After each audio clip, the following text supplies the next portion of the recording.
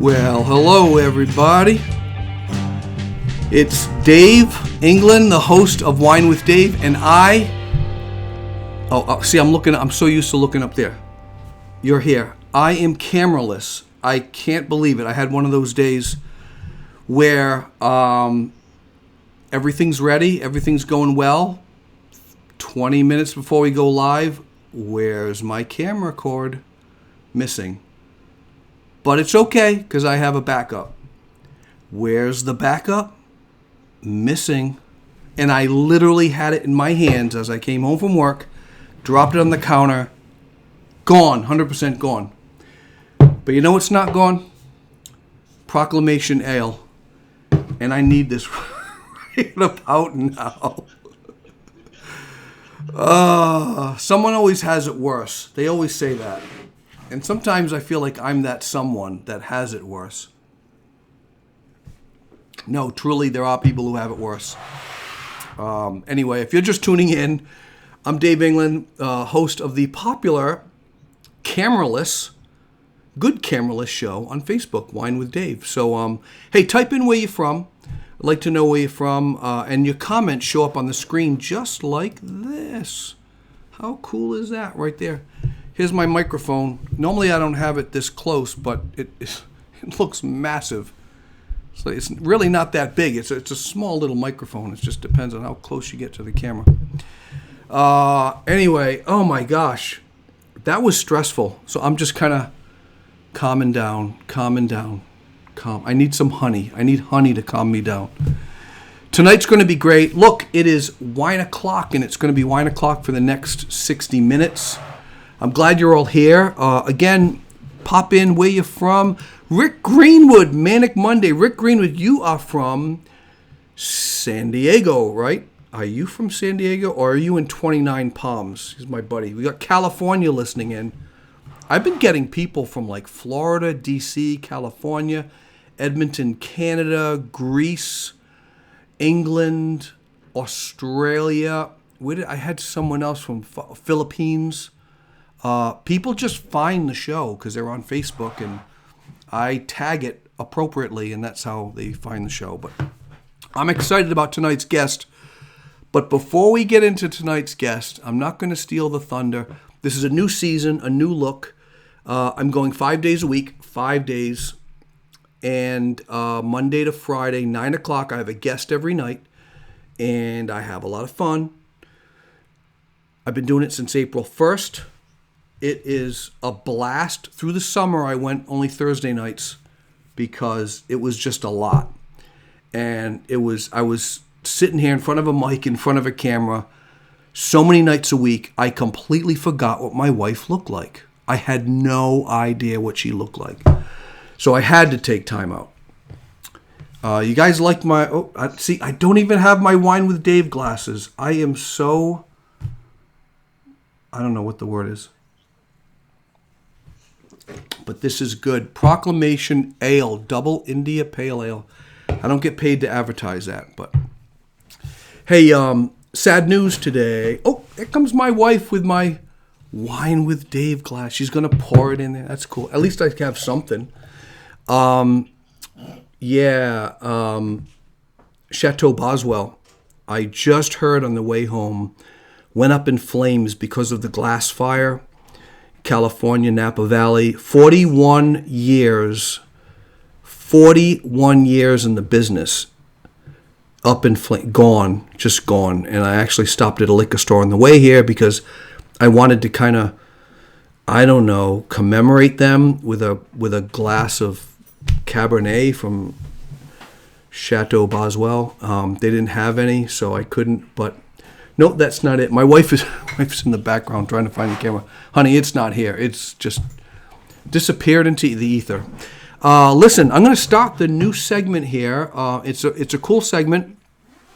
Everything's kind of weird. I got to get used to this, so hang in there. But this is called Did You Know? But again, type in where you're from.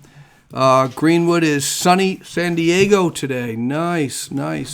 If you're seeing this on another page, and you're typing in your comment, I unfortunately can't see it. You have to go to the Wine with Dave Facebook page, type it in, and there I am. All right, ready? Ready for some weird facts? Here we go. Here's some weird facts. I think you're going to like this. Did you know in Montana, it's illegal to give a rat as a present? You can't give a rat as a present, which tells me that people tried. Enough people tried. And someone complained about it. Enough people tried not to complain about it to make it a damn law. Wow. Don't hand me a rat if I'm in Montana. Is that weird? That's weird. Did you know the longest time between two twins being born is 87 days? How is that possible? How can you keep your legs open that way? I mean, I don't know. No, I don't know. I don't know how these things happen. That's... My wife is the Ed McMahon of the show tonight. She thinks I'm horrifying. I don't know. You pop one out and you just have to wait. I mean, doctor, give me a bear. 87 days, and then the other one, finally. No, 87 days, it said. 87 days between twins being born. Crazy. I bet you didn't know this. And you didn't know it because that's why you're tuning into Wine with Dave. Most Muppets, the Muppets, Jim Henson. Most Muppets are left-handed because Muppeteers are right-handed. So they operate the head with their favored hand. Isn't that cool? So whenever you see, the Count on Sesame Street, one ice cube, 2 ice cube. He's always using his left hand. Yep. Oscar the Grouch, Big Bird, all of them. They're all left-handed. I just thought you needed to know that. Did you know that female kangaroos have 3 vaginas? 3! Oh my gosh, you're just going there tonight. 3 vaginas. Whoo! And imagine 87 days in between. No. This is really sad. This is sad news. I'm doing some animal facts here. The loneliest creature on Earth is a whale who has been calling out for a mate. Not for its mate. It doesn't have a mate yet. It's been calling out for a mate for over 2 decades. But whose high-pitched voice is so different than other whales that no other whales responded. And they've been tracking this whale. It's been sending this mating message out for 2 decades. Oh my gosh, that is sad. I want to cry. Poor whale. In Kentucky, a woman cannot marry the same man 4 times. Oh, she gets 3 men, but a whale can't find another one? Oh, come on. That's horrible. The poor whale calling out like, will someone love me? I know I'm overweight. I don't mean to whale shame. It's my first beer. I bet you didn't know that the first man to urinate on the moon was Buzz Aldrin shortly after stepping onto the lunar surface. I thought that was interesting and never thought of that. Did they pee in space? Now, Buzz being a guy, he spelled his name. Just saying, he probably did. The first pee in space. All right, enough of the gross stuff, but we have more though. More gross stuff. The dance fever of 1518. This is real. Look it up. The dance fever of 1518 was a month-long plague of inexplicable dancing in Strasbourg, in which hundreds of people danced for about a month for no apparent reason. Several of them danced themselves to death. Weird. Look it up. The dance fever of 1518. People dancing in the streets and then died. This is cool. Well, sad. Sigurd the Mighty, a 9th century Norse Earl of Orkney, was killed by an enemy he had beheaded several hours earlier. Well, how did the guy kill him, you say? Well, I'm about to answer that. He tied the man's head to his horse's saddle. You listening? But while riding home, one of its protruding teeth grazed his leg and he died from infection. He got home. He was probably really sick, and his wife was like, "What happened so good?" "Oh, I killed the man, but 'tis he kills me."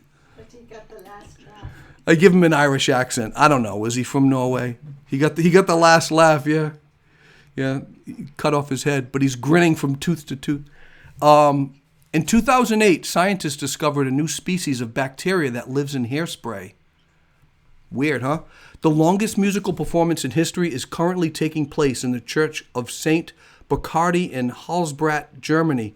The performance of John Cage's Organ ASAP, that's the name of it, which means as slow as possible, started on September 5th, 2001, and is set to finish in 2640. The last time the note changed was October 2013. The next change isn't due until 2020, later this year. The slowest song ever. Leave it to John Cage, contemporary pianist. The first, here's an interactive one. I want you to guess. The first American film to show a toilet being flushed on screen was what?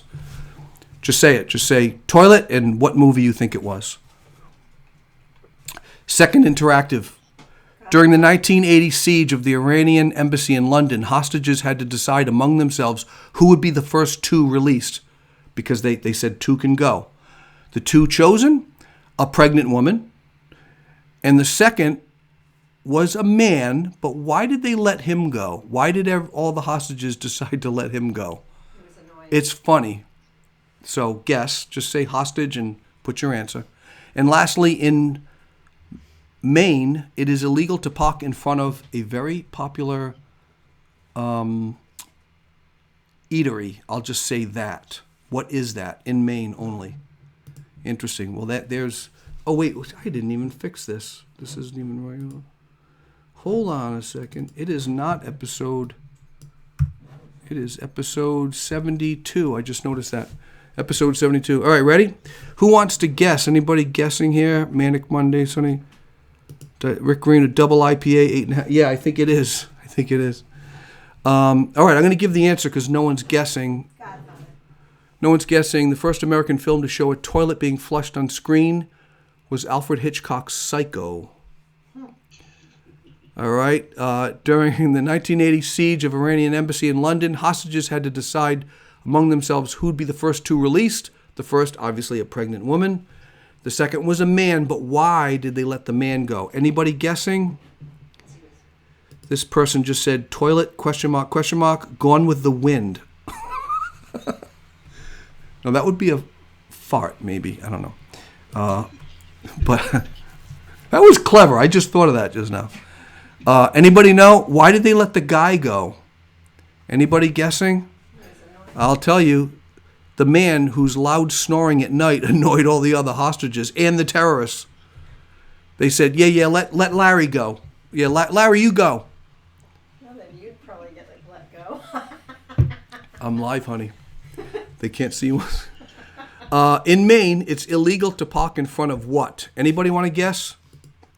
Does anybody want to guess? It's very famous. It's extremely famous in New England. It's seriously famous in Rhode Island. But in Maine, it's illegal to park in front of this place. And I'll tell you why. It's so popular in Maine, because the Maine people just love this thing that you get there, that they party. They hang out in the lot, and it's like a big party. And I want to say more, but I'm going to give it away. So they do something. So what is the place? It's just too crowded. They say you can't park there. It's illegal. They'll arrest you. Rick Greenwood thinks it is Ben and Jerry. You would think so, but no, you're wrong. It's not. Dells. My wife says Dells. It's not Dells. No, that's only in Rhode Island. Anybody? Anybody want to guess? Does my guest want to guess? I can hear him. You can't hear. You can say. You don't have to type it. All right, ready? Dunkin' Donuts. You cannot park in a parking lot in Dunkin' Donuts. Isn't that interesting? I don't know. I don't know why they party. They just love it. There's nothing to do in Maine. I guess you got to do that. Today is a very special day. If you're friends of me on Wine with Dave, ready? Maine Chowder Hall. Oh, no, he guessed too late. Today is this day. What do you think of that? Am I pointing right to it? Yeah, pointing right to that. Today is this day. National Drink Beer Day, September 28th. Everybody celebrates a beer. And so I'm having my third time I'm putting it on screen. Proclamation Ale. It's actually really good. It's kind of hopsy. All right, so we'll take that off. We don't need to keep that on there. It's someone's birthday today. Someone's having a birthday. Usually when you say that, you think little boy, but not this guy. Confucius. He turns 2571 today. He was born 551 BC, Chinese teacher, editor, politician, philosopher whose philosophy emphasized personal and governmental morality, correctness of social relationships, justice, and sincerity. Confucius championed strong family loyalty, ancestor worship, respect of elders by their children, and of husbands by their wives. Here's a few quotes from Confucius for the birthday boy. His head looks rather large compared to his body, doesn't he? I'm just saying, but this was good. I picked two Confucius quotes. Real knowledge is to know the extent of one's ignorance. That's really cool. But how would you know? Another one is, those who cannot forgive others break the bridge over which they themselves must pass. Ooh, Confucius. You had me there. You had me at bridge. Speaking of bridge, and I didn't mean this, I just realized this. It is Bridgette. Yes. Bridgette Bardot. Oh, she's blocking me. I got to move over. Bridgette Bardot. She's 86 years old today, guys. Born in 1934, French actress, model, animal activist, and sex kitten, known for her role in the controversial film And God Created Woman. She was born in Paris, France. Bardot retired from the entertainment industry in 1973. She had acted in 47 films, performed in several musicals, and recorded more than 60 songs. She was awarded the Legion of Honor in 1985, but she refused to accept it. After retiring, she became an animal rights activist. I wonder if she helped that whale find his mate. During the 2000s, she generated controversy by criticizing immigration and Islam in France, and she has been fined 5 times for inciting racial hatred. Wow, did not expect that. I'll take her off the screen. She does not belong on the screen. She incited hatred. Wow. And this guy, I like ending on a bad note. So this is the 4th thing that I found out that happened today. This guy's one of my heroes. This guy, in 1991, passed away at the age of 65. Miles Davis, American jazz trumpeter, band leader and composer Miles Davis, died of a stroke and pneumonia. His 1959 album, Kind of Blue, is a major influence on jazz music. Let me just say, if you kind of like jazz, but you don't know why you like it, you just think it's great to drink some wine and some honey mead or whatever you want to drink, and you like listening to jazz, you got to have Kind of Blue. You have to own that. Sit by the pool, turn up Kind of Blue, and just chill out. It is amazing. Miles is awesome. Wasn't very nice to all of his people. He was a pain in the behind, but great album. Davis is considered one of the most influential musicians of the 21st century. Miles Davis was buried with his trumpet. I don't know if you know that. So anyhow, all right. So we're going to get into our interview because it is 9:19, and I want to bring him on, bring this guy on. But tomorrow night, my guest is Gary Parent, known as the man who studies eyes. That's what let me get rid of, I could. Get rid of this. Get rid of Miles Davis. His trumpet's in my face. Trumpet is in my face. Gary Parent, he studies eyes. Check this out.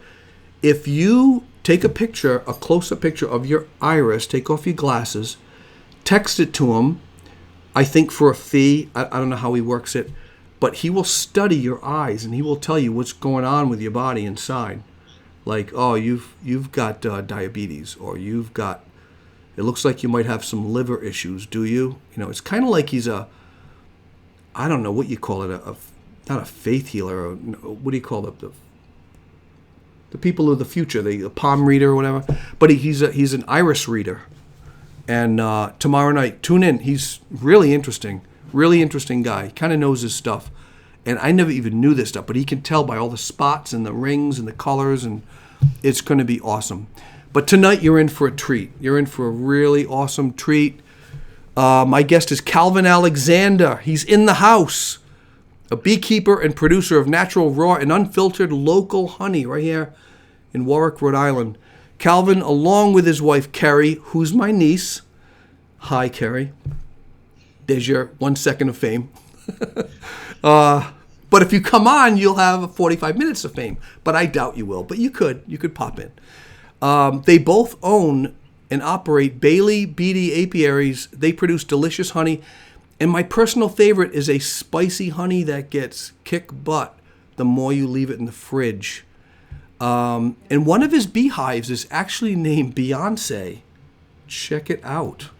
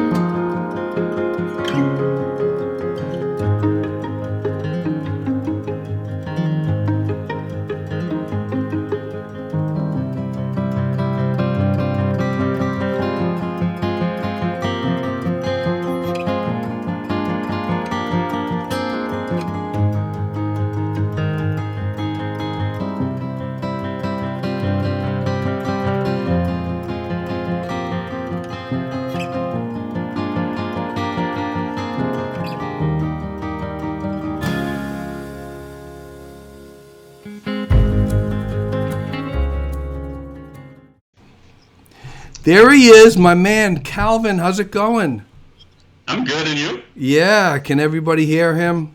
Just give me a little thumbs up. Give me a like on the page. Click like. Let me know if you can hear him. Great to have you on the show, my man.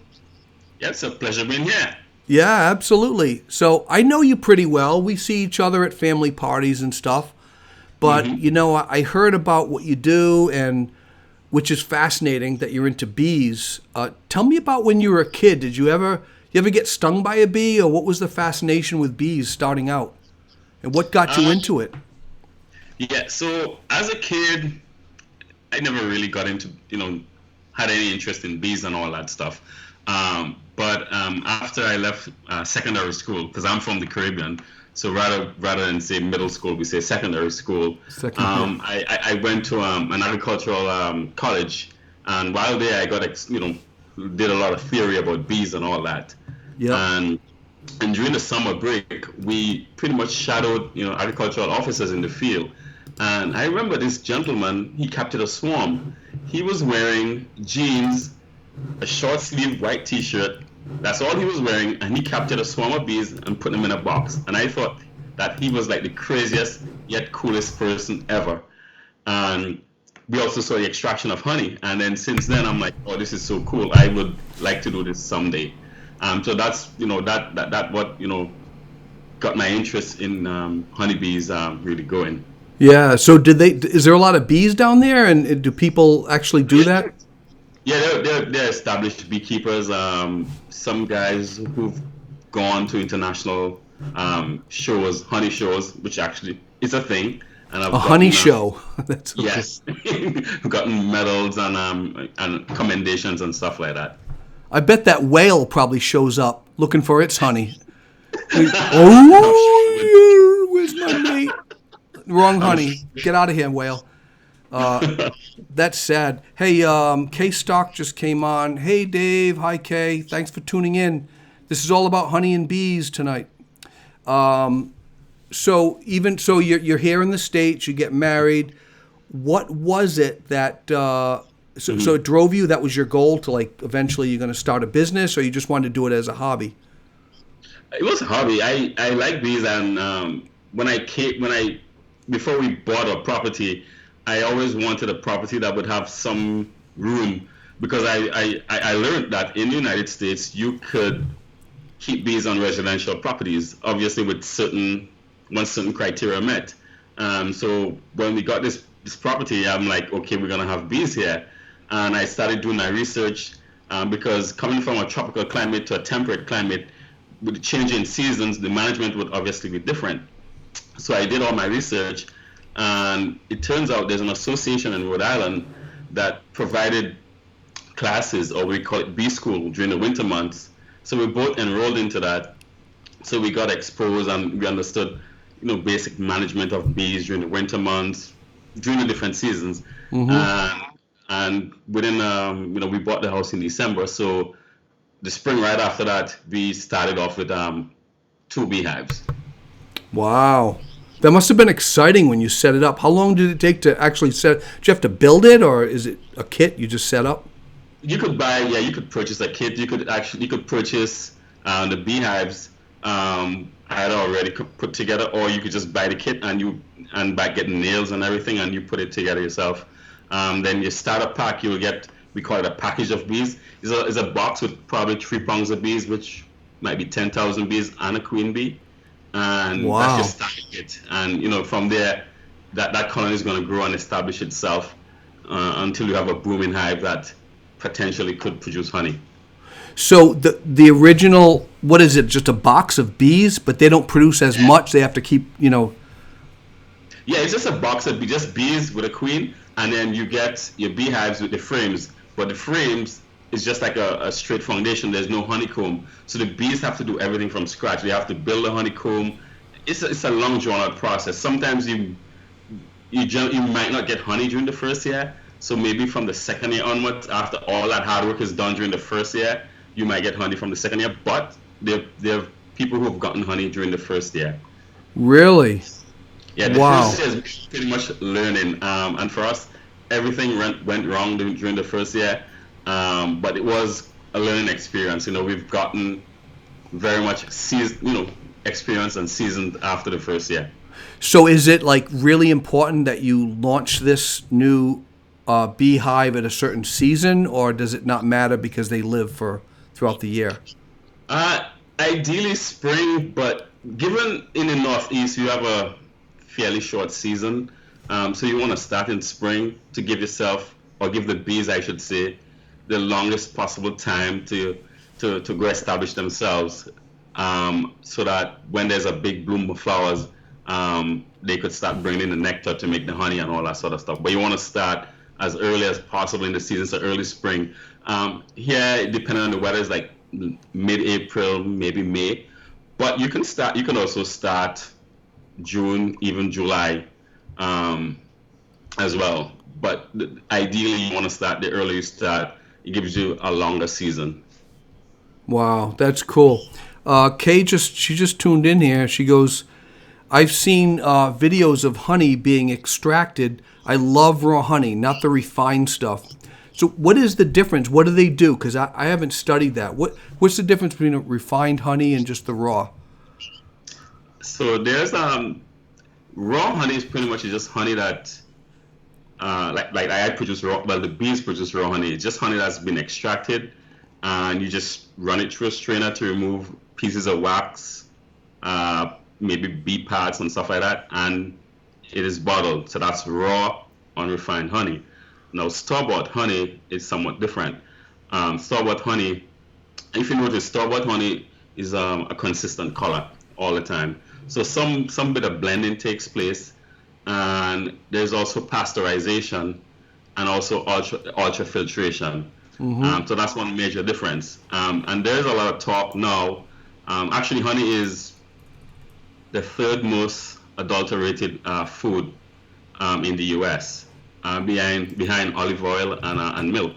So there's a lot of cheating that takes place with big box stores honey, where you find foreign material is added, to cheat like corn, corn syrup and so on.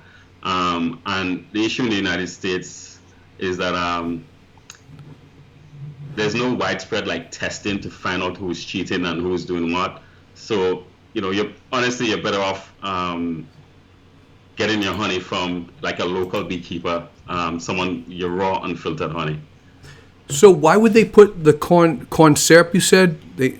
A lot of times, there's it is well documented where, say for example, you're trying to hide the source of your honey. You move it from one country to another. You do your pasteurization, your ultrafiltration. You add in whatever additives you need to add and all that.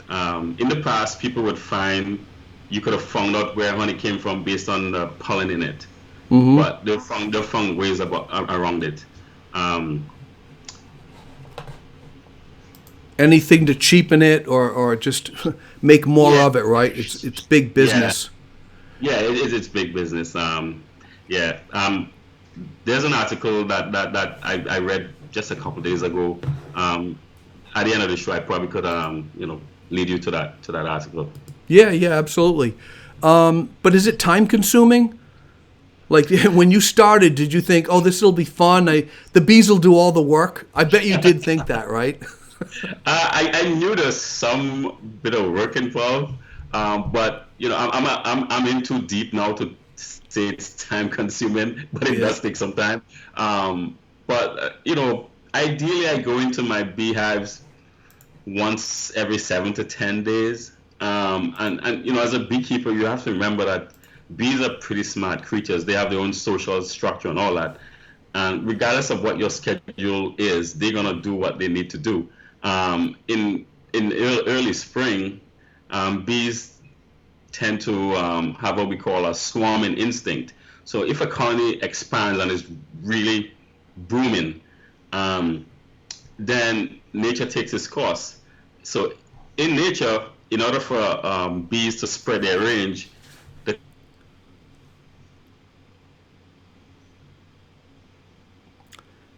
I think he just froze up. He will be back in a second. Let's see. Hold on, people. We just lost him for a second. I'm going to hang up and try him again. Oh, I just lost him again. All right, we're calling. He was in a really good point, too. I couldn't wait, so we'll bring him on right away. Yeah. There he is. He's back. Sorry about that. Awesome. Yeah, so what I'm saying in terms of time, the bees will do what they need to do, but as a beekeeper, you're the ultimate manager, and if your goal is to get honey, you want to have a decent bee population in your beehive. And what swarming does is that half the colony is going to go with the existing queen, and then it takes a while for them to produce another queen. So as a beekeeper, you try to avoid swarming, and by doing regular inspections, you would have an idea when they're thinking about it. So timeliness is critical. So swarming, I never heard that. Is that like too many bees? Yeah, when the colony gets booming, like pretty big, the worker bees they kind of figure out it's time to move on. So the queen would stop laying, and the queen would leave at least 50% maybe of the colony population, and they're gonna take off, and they're probably gonna go on a tree or branch, whatever, for a few hours, maybe a few days, while they search of a permanent home, and then they go to that permanent home. That's why you see these videos circulating, people taking bees out of homes, or you see a big bunch of bees on a branch and all that. That's a swarm. So the remaining bees in the hive, they would continue to work at the hive, but they would need to raise a new queen. So before that swarm leaves, there would be queen cells or queens that haven't yet emerged there. So such a queen would eventually emerge, and then she would be a virgin queen. She would fly off, get mated, come back, and eventually continue laying eggs to keep the colony going. But that 50% of the hive that leaves is going to reduce your workforce significantly. And then eventually they'll have to play catch up to get the workforce up and going so that they could bring in nectar and produce honey. That is so fascinating to me that it's a culture and it's an organization that's creating this thing. Is there Yep. such thing as two queens in a hive or no? So that's a good question, actually. So, I was told generally you see one queen per hive. But in my second, maybe third year, I found two queens in a hive. It turns out that it can happen. You can have two queens in a hive. It would be a mother and a mom and a daughter. I'm sorry, I have jokes going through my. Do they fight over who gets to see Golden Girls first, or I'm sorry, I just had to say it. You never know. You never know. But I have actually seen it, and It's rare though, right? It doesn't happen much, or it's about maybe 20% of the times. But what happens as a beekeeper, you look for a queen or evidence of a queen. So sometimes it's easy to overlook if there are multiple queens in a colony. Yep. But there can be two mature egg-laying queens in a colony. It can happen. wow. Another question I had: do the bees know you? Like when you take the top off, do they? I mean, because what I heard is, I think it's a hornet, or is it a bee? I think I read this thing where they actually remember your face, and they'll go after you if you like bother them and they sting you. Not a honeybee, but like hornets and stuff. But do the bees? Do you think they know you? I don't think so. I think because the lifespan of a worker bee is probably 6 weeks. 6 weeks. Oh wow, that's quick. It's a short lifespan, so I don't think, within going to the hive in 2 months, you probably run into, a different bunch of worker bees. So I don't think they know you, but they recognize if you go around the hives wearing highly scented perfumes and stuff like that, because they communicate using scents and all that sort of stuff. Right, so right. That might trigger a certain response from them that might not be fun for you. So Yeah, they go after you. I don't go to my beehives, wearing heavy cologne or Right. stuff like that. Yeah. High karate. You wear it high Exactly. karate. Be careful how you use it. K Stock has a question. What does he? His name is Calvin. But what does he know about olive oil? Does it have something to do with? No, so I was saying that honey and olive oil, what they have in common, they're highly adulterated in the U.S. There's a lot of like mislabeling and stuff like that. So that's the olive oil reference I was making. Okay. So how do bees actually make the honey? Let's just get into the nitty gritty here. What actually happens? What season? I want to know it all. Okay, cool. So what happens when a worker bee leaves the hive? The worker bee would go in search of blooming flowers to get two things. One, pollen, which provides the protein, and nectar, which provides the carbohydrates. So when a bee visits a flower, they would take the nectar, and the nectar is stored in what we refer to as the honey stomach. It's like a storage stomach that the bee would have, and some sort of enzymic activity takes place and breaks down the nectar and all that. So when the bee goes back to the hive, it then passes that nectar to another bee, and that other bee is going to eventually deposit it into the honeycomb. So, and over time, what would happen is that the nectar is broken down into simple sugars. It's glucose and fructose, but the moisture content is high, so it's not considered honey. So what the bees eventually do, they dehydrate the nectar that is in the honeycomb, and when it's dehydrated and it reaches what we know as honey, then they seal off the honeycomb to preserve that, and we know it as honey. So do they actually suck the water out of the nectar? They produce through heat. They produce heat. The heat does it. Yeah, that's how they do it. So it's two things take place. One, enzymic activity in the stomach of the bees, and two, dehydration. So that's how we produce honey. And a little tidbit, it takes 2 million blooms, 2 million flowers to produce 1 pound of honey. One Whoa. one bee in its lifetime would produce a twelfth of a teaspoon of honey. So every jar of honey you see, just keep in mind it took millions of trips to produce that jar of honey. Wow. That's going to make me appreciate it even more. Yep. Jeez. And but how much well, we'll get into how much you're putting out because there's a lot of stuff. I didn't mean to say it like that. Tell me about how much you're putting out. What are you putting out, Calvin? You know what I mean. Yeah, I know. So I heard, and I read this very quick article. I don't know much about it, but I did hear that because of coronavirus lockdown, the bee population is buzzing back. What's your thoughts on that? Was it almost instinct? Because I'm hearing things like that too.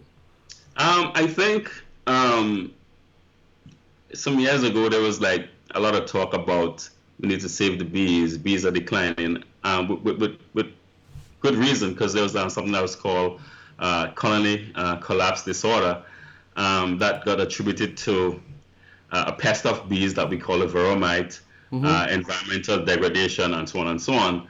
But since then, there've been some sort of improvement because there's a lot more awareness and all that sort of stuff. But to tie it into the coronavirus, I really can't say. The only thing I could possibly think of is because there's a general slowdown in the economy and and sort of like industries and all that. There's a reduced pollution, and that's probably the only thing I could think of off the top of my head. Yeah, and wow.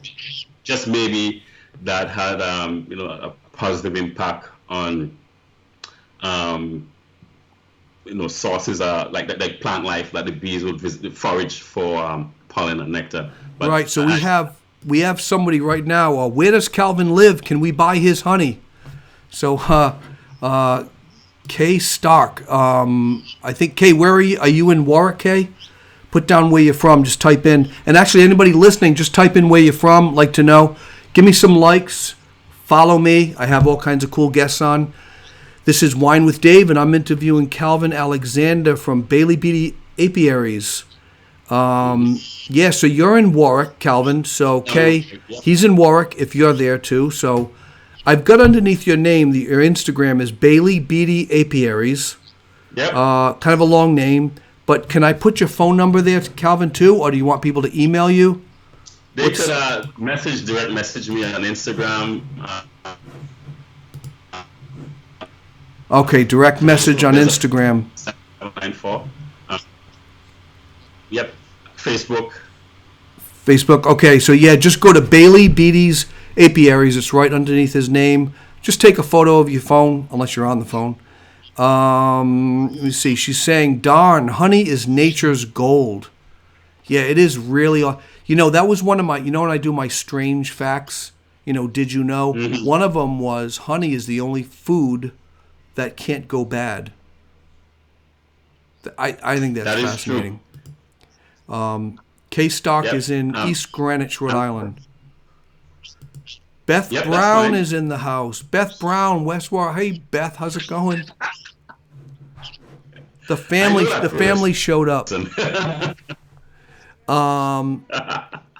So what happens to the bees, Calvin, in the wintertime? Do they just stop doing work, or do they just sleep? What?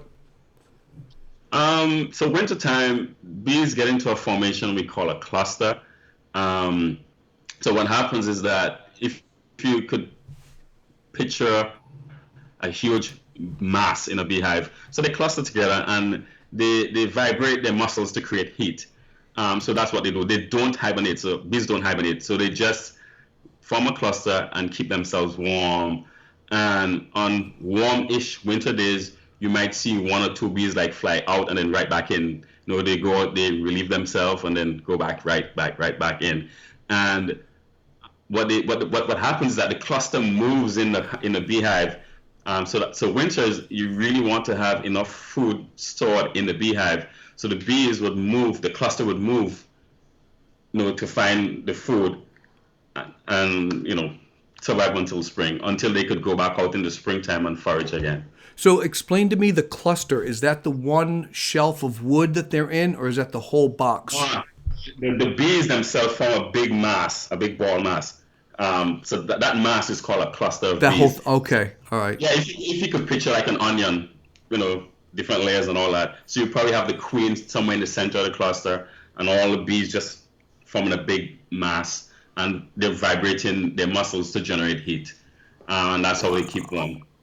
So in the wintertime, something that I like doing, I would go to the beehives because obviously there's no activity out the hive, and I have a stethoscope I would put against the hive, and you could actually hear that little low, Really? yep, buzz. It's pretty cool. Wow, that's someone. They probably, the ASMR world. People like listening to, people's voices. Like, hello, this is Dave from Bees Buddy Hive. I bet you could do that. You could sell some recordings of bees. Everything's for sale, right? Kay just said, but I thought they only live 6 weeks. So I think you did say that, right? So that's a good observation. So what happens so from around August, September, bees that are born from that time, we refer to them as winter bees. Winter bees. Yeah. Simply because those bees are the bees that would carry the colony through the winter months. So those bees live maybe 4 months, right? Wow. So normal, spring, summer, and all that 6 weeks. 6 weeks for worker bees, but the winter bees is a special type of bee that is produced by the queen that would carry the colony through. They live a lot longer, and they carry the colony through the winter months into spring. And that from spring, that switches back to the normal 6 weeks. So that's a very good observation. Yeah, I did not know that. So every colony typically has like some winter bees and always has like a queen and the worker bees. How do they even know that? They just kind of, they just know, they instinctively come together and make it work. Yeah. So in a colony, there's a hierarchy. There's a queen. A queen typically lives 2 years, 5 years thereabout. You have the worker bees. All worker bees are females, by the way. They are. Yes. Hold that thought, honey, come here. I gotta tell you something. No. Yep. And then finally, you have the drones. Do not tell her I said that. Nope. No, I'm kidding. The drones are the males. So worker bees, even within the worker bees, there's a division of duties. So we have the nurse bees. They take care of the young and all that. You have the bees that pretty much clean the hive. You have the guard bees that would guard the entrance. And the last stage would be the foragers, or the field bees. Those are the bees that would go out back and forth and bring the nectar in. That's the last stage before they die. The drones, the sole purpose of a drone in a bee colony is to mate with a virgin queen. That's the sole purpose of drones in a beehive. A drone bee? Yep, or the males. Those are the males. And a little bit of trivia for you. Coming to late fall, or when resources are scarce, drones get kicked out. It's kind of sad, but yes, they get kicked out. There's a lot of humor there, Calvin. I'm just going to let that lie. There's a lot of jokes buzzing around my head right now, but I'm going to let that go. So Joanne Farrell England writes in. Yeah. I sound like this Smucker's guy. Joanne Farrell England turns 50 years old. Why does honey crystallize? That's a good question. Natural honey would crystallize simply because honey in itself is concentrated with glucose and fructose and all that. And under the right conditions, temperature-wise, it would eventually crystallize. And also, there might be pieces of pollen, particles of pollen in there, and pollen acts like a seed to attract the sugar molecules or whatever it is, and they all they stick to the pollen and they crystallize. But the honey is still good. You pretty much just put the jar, if it's a glass jar, some warm or hot water, and that would liquidify it again. Liquefied again, yeah. Kay is loving this. She goes, "Oh my God, this is next level, like a video game." So this is really fascinating. You might, I mean, are you ever bored with it, or are you like always learning? Yes, you just you can't get bored because I'm always learning, and every single colony has its own personality per se. So like I might go into Beyonce, and I'm like, oh, Beyonce has a great queen. She's laying great brood pattern, and they're super calm today. Then I go into another one of my hives, and I'm like, oh boy, they're pretty grumpy here, man. Wow, like they're at me. So, or you might notice something that the textbooks doesn't speak to, or folks that I that are into beekeeping, I would ask, and they're like, oh, I've never seen this before. So there's always something new or something fascinating, to be seen with bees. Yeah. Hold on, I'm getting like texts from people. That's kind of cool. But you're always learning, which is pretty awesome. Do you belong to any organizations that help you? And then we're going to get into the products in a second. But do you belong to any? Is there a honeybee organization or? Yes, in the state of Rhode Island, there's the Rhode Island Beekeepers Association. Like I mentioned earlier, so they provide training for potential beekeepers. We do outreach and also mentorship. So new beekeepers, especially beekeepers in the first and second years, where with your limited experience, a lot of times you need a second pair of eyes or a sounding board, or tap into someone's knowledge. So the Beekeepers Association, they provide, or I should say we provide, like mentorship for new beekeepers. And also someone starting off might not have like all the equipment. So let's say you want to extract honey. The association also would rent an extractor to someone looking to extract honey. So that's one organization that I'm involved in locally. And I'm also a member of it's called the Eastern Apicultural Society. They provide training for master beekeepers, grants, research, and their conferences that are held annually. Unfortunately, this year's got cancelled, but I'm also a member of the Eastern Apicultural Society. The EAS. Yep, that's it, EAS. Yeah, there you go. See, I can add. Joanne, my wife, just said, so the males just mate and that's it? I don't know where she's going with this. You just said they kicked them out. What are they, the drone bees? Do the mating? Yeah, the drones do the mating. And after mating, actually, they die right after mating because their sex organs stays attached to the female and gets ripped off of them, and they die. Yeah. Well, I am going to have another drink of Proclamation Ale on that note. Just give me a second. Oh, man. Okay, I'm back. And you too. So Kay just said, kind of like human males. Ha, ha, ha, ha, ha, ha. Shannon, I'm glad someone said it. Hey, you know what I have? I have what's called, and we'll break. You got a couple more questions, then we'll get into the products you sell. I have a virtual clink. I like to do that. So hold up your glass. What are you drinking tonight, by the way? Oh, I'm drinking Bible Dance Farmhouse Ale with honey from Mayflower Brewing Company. Nice. Look at that. Hold that up. Let me hold mine up too. Yeah. Yep. Cool. So hold the glass in your left hand. No, your right hand is good. And on the count of 3, move it to the center of the screen, and we're going to do a virtual clink. All right. No one has got it right. One person came close. Ready? 3, 2, 1. Not bad. Oh, you went right through mine. I'm going to collect it and do a blooper. This is 72 interviews tonight. Episode 72. So I got a lot of bloopers. Yeah, let's get into this other question.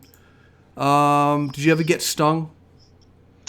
Yeah, once you decide to become a beekeeper, you would get stung at some point. But I mean, I don't get stung every time I go into the beehives, but it's part of the deal. You would get stung. Sometimes I go in, I don't get stung. Sometimes I go in, I got stung twice, 3 times.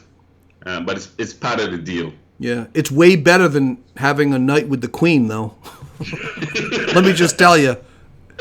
And on that, I'm having another sip. Cheers. All right, let's talk about your products, Calvin, because you and Kerry have been doing this how long now? This is our, I don't know, fourth, maybe fifth year. Wow, yeah. I remember when you were starting. Wow, that's crazy.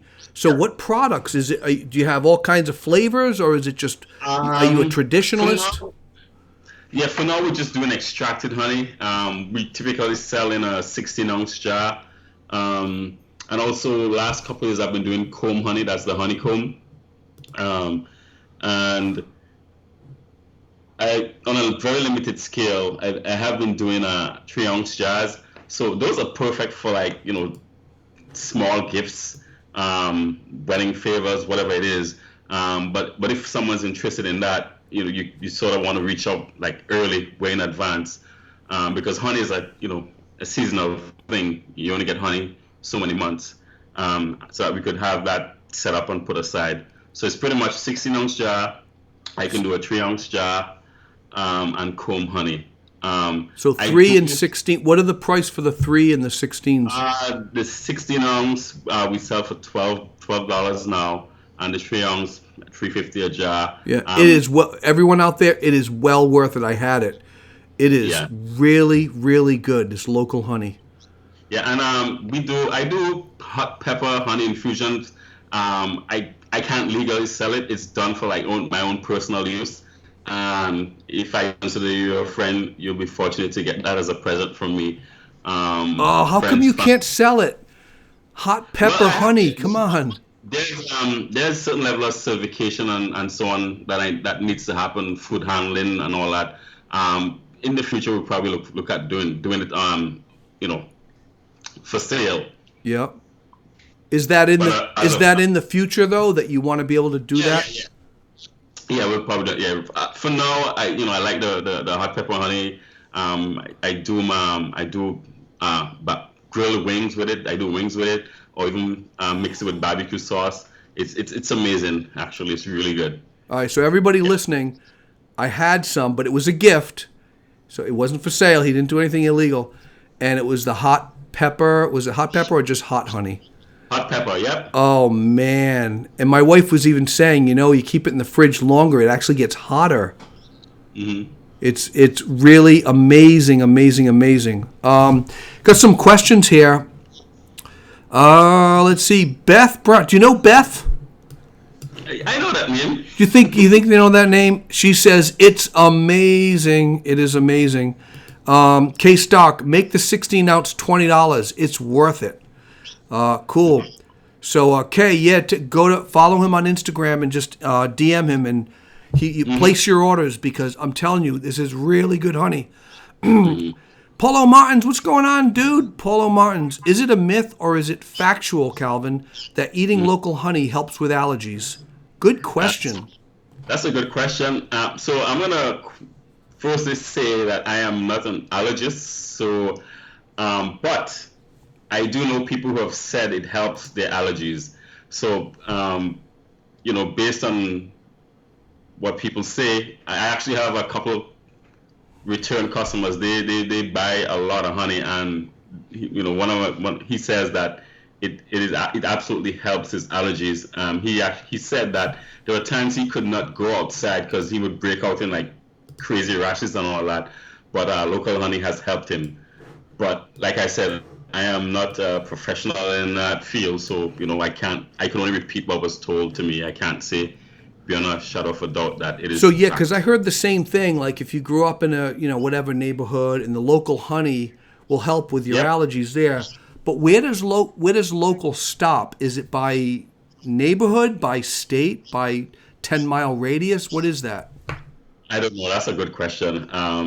What I could tell you is that a bee would forage for 4 miles. So whatever pollen is in 4 to 5 mile range would probably be in the honey. Oh, so in different directions. So it could be 10 miles. Yeah, it could be 4 or 5 miles. So local. I don't know if it's the state of Rhode Island because it's a small state, or is it Warwick? Is it East Bay, South Coast? It's tough to define Wow. what is considered local.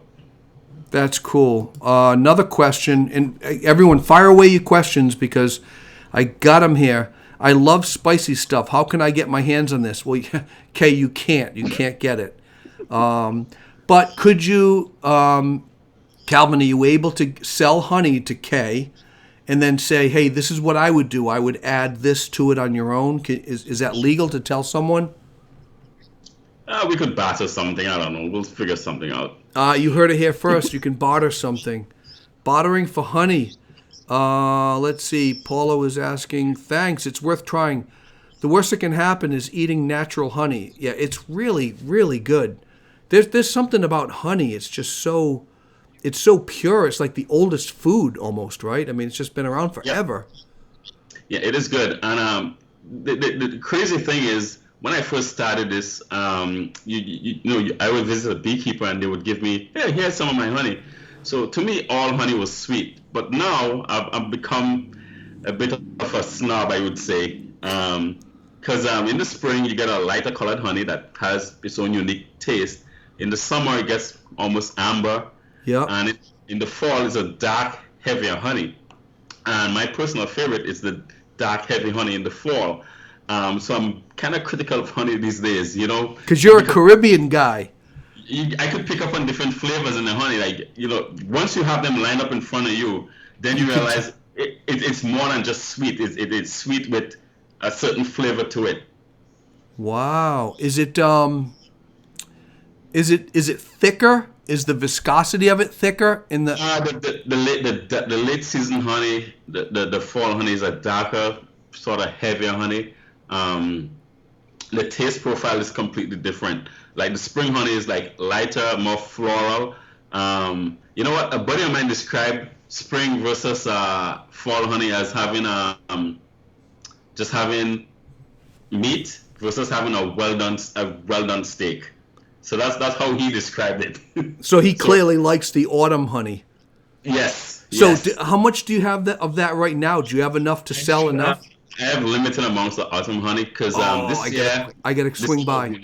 This year was pretty dry. So because of being dry, there wasn't even though there were flowers blooming, there wasn't a lot of nectar around. So in terms of honey production, it's a little slower this year than last year. Last year, I think we all got spoiled last year, but this year is just a little bit slower. But there is honey still. All right, well, save me one. I'm gonna get one. Will do. A large. I'll come by. I'll come by this week. Let's see. What do we say? Kay just said, "I'll barter for honey all day long." Paulo Martins, Honey with Dave.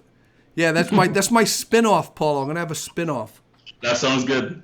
Yeah, when I'm done with this beer, I'm gonna start another spin-off. It won't be on this channel. It'll be on NBC. Beth says, do you enter your honey in any competitions? If so, how have you done? Good question. I didn't know there was a competition. Oh, Beth. So the Rhode Island... Oh, Beth.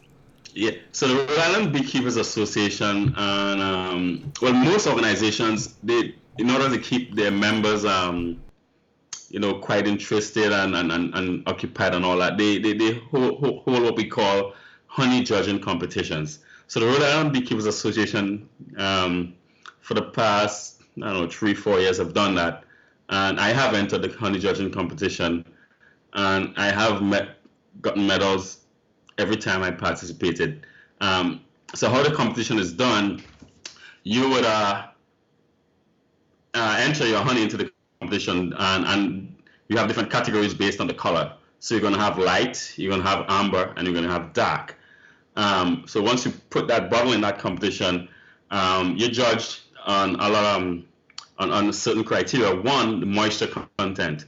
So usually honey I think it's 80.6% moisture content. So the lower you go under that, you get full marks. So everyone starts off at 100, and then there are deductions along the way.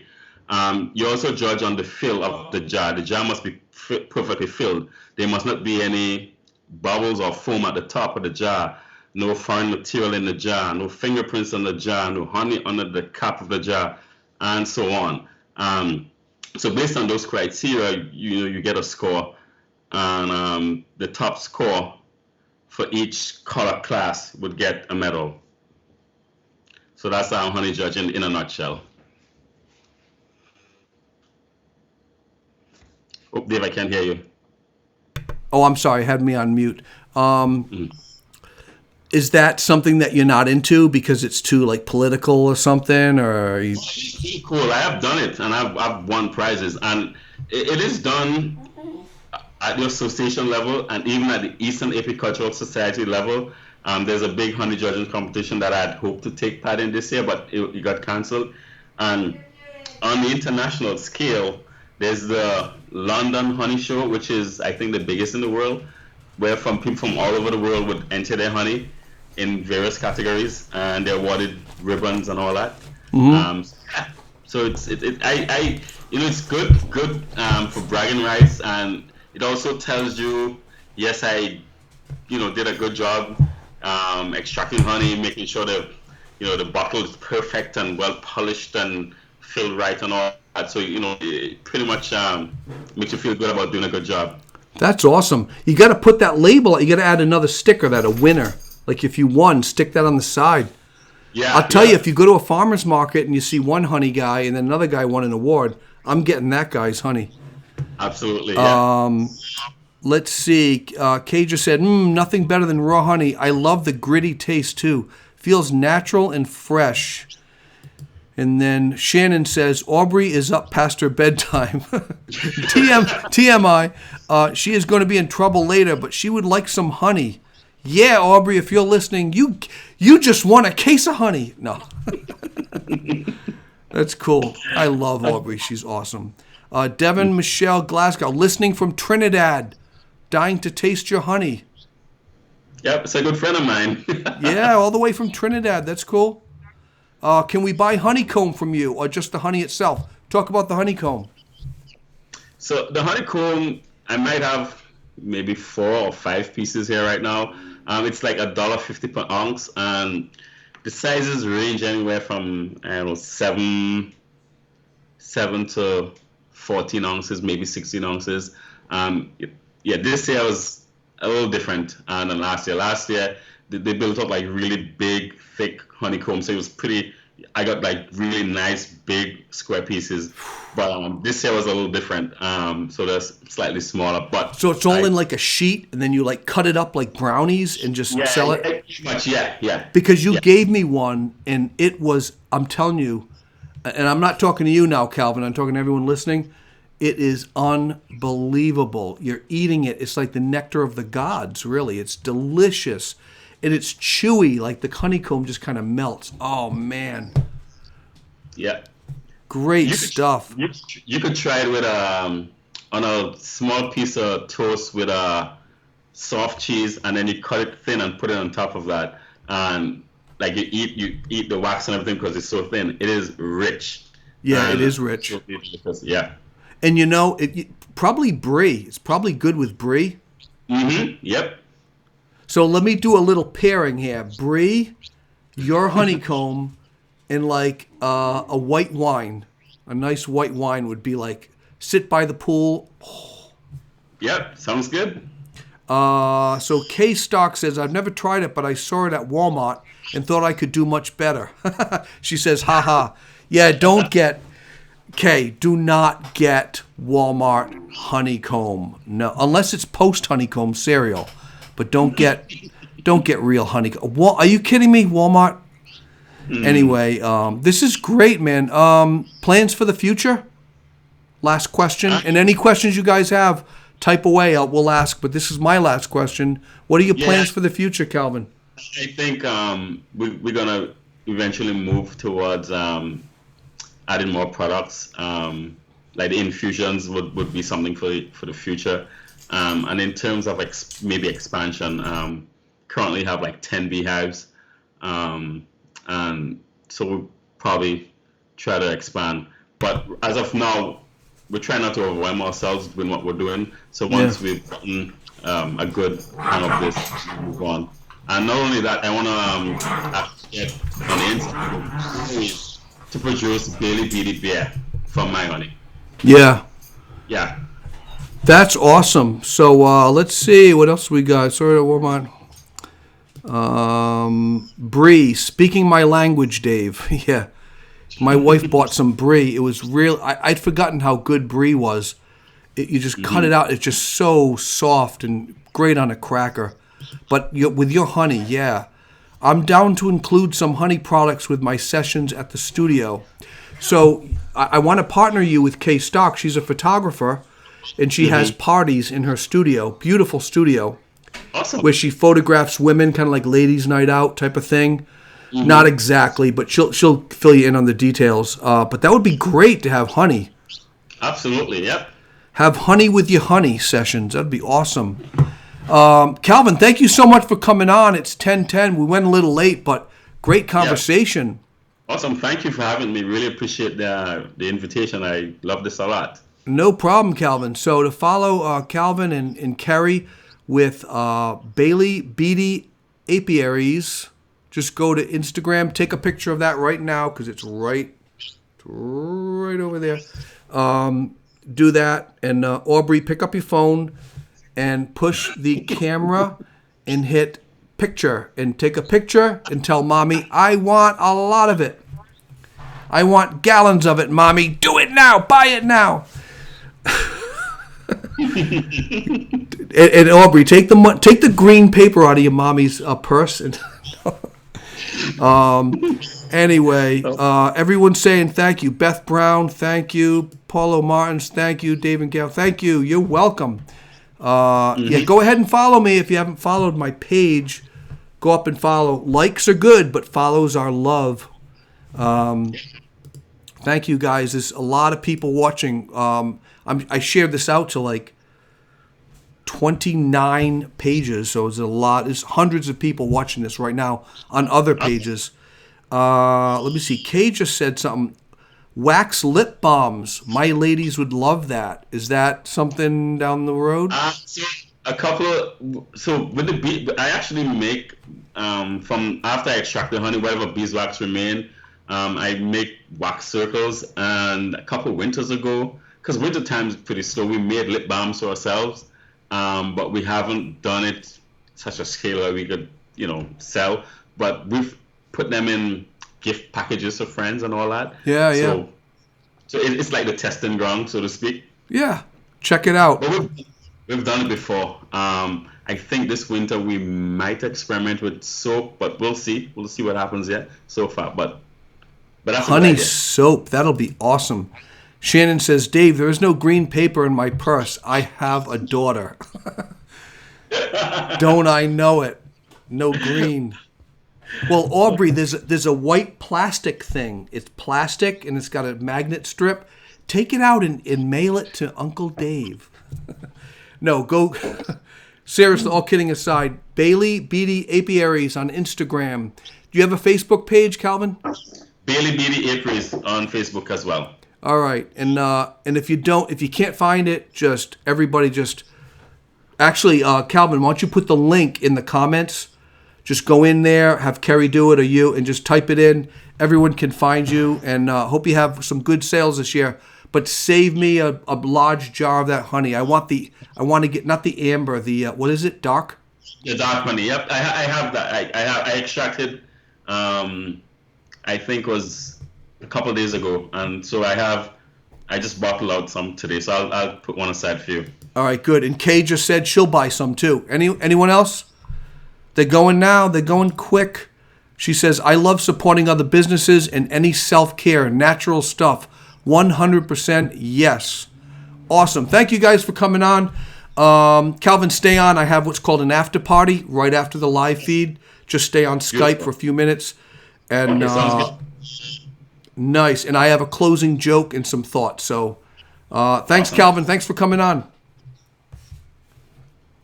Yep. Little toast. That was great. What a great guy. Calvin and Kerry. Alexander with the honeybee stuff. You got to try their stuff. I'm so glad he came on, and it doesn't do justice talking about it, but hopefully that whet your appetite. But, support local businesses. That's what it's about. I mean, I know Kay was joking, half joking, that she saw honeycombs for sale at Walmart, but don't, please. Please don't support Walmart. They don't need your money. They don't need your money. They don't. I'm telling you. They don't need it. Support local businesses, local apiaries. Let's see. K-Stock, how do we get invited to the after party? Actually, you know what? If you're on Skype, you can come to the after party. It's basically I shut this down and we're all on Skype chatting. It's a lot of fun. But we talk about numbers and how many people watch the show. But 63 comments. Hey, go ahead and like. Everybody go ahead and like this, because when you like a post, it tells Facebook that this post, this live feed you're watching now, has authority. It's called authority. And therefore it stays in everyone's Facebook feed much longer, which means more people watch the episode. So for you guys just clicking the like button, it's like dropping $1 in the hat. So I appreciate it. It helps a lot. Let's see. LOL, I did see them and put it back. Like, no way. Send me the invite. You'd have to have a Skype account. I probably don't have time to send you all that stuff. But anyway, and Kay, I got to have you on again because you were a guest a very long time ago. All right, I usually have a closing joke, and today is no different. So let's see. Yeah, the sad news at the top of the hour, I just wanted to share that. Really sad, that vineyard in California, Boswell, Chateau Boswell, 41-year-old vineyard burnt in the glass fire of California. Wow, 41 years. Imagine that, losing your entire vineyard. Whew, that's a lot. Someone always has it worse. I'm telling you, you just have to be grateful for everything you have. You really do. You really have to be grateful for everything you have. All right, closing joke. I don't know. Do you ever try to eat a clock? It is time consuming.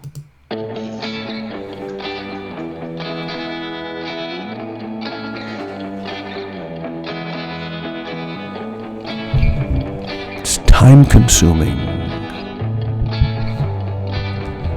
Listen to the hum of the bees.